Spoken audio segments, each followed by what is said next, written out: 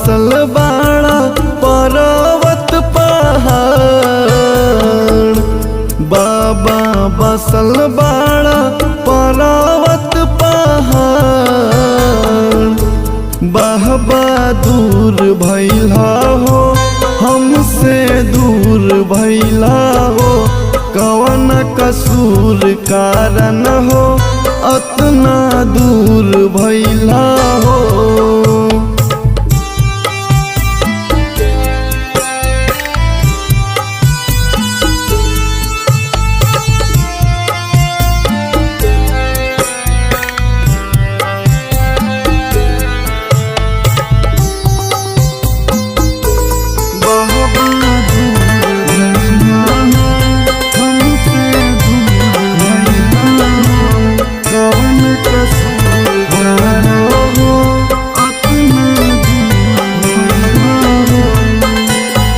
बचपन के सपना पुराई दीहा बाबा हो बुलाइली हो।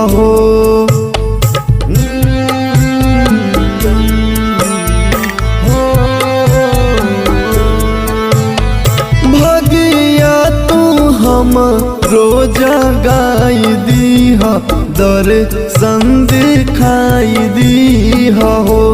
तोहरे हो खाता रे पूरे जय जयकार, तहरे हो खाता रे पूरे जय जयकार।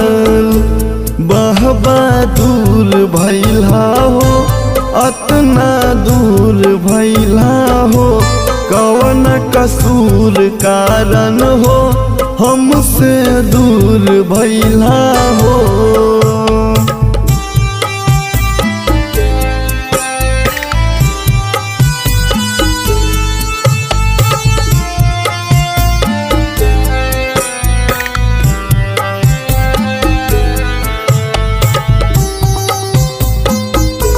बाबा दूर भइला हो हमसे दूर भइला हो, कवन कसूर हो अतना दूर भइला हो। पहुआ में पड़ल छाला बाबा हो, चल लो न जाला हो।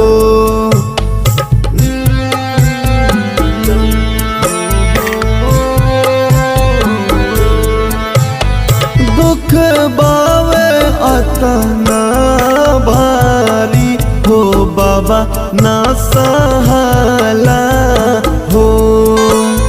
सुमंत पे करा चमत्कार बाबा, सुमंत पे करा चमत्कार। बाबा दूर भइला हो अतना दूर भइला हो, कवन कसूर कारण हो हमसे दूर भइला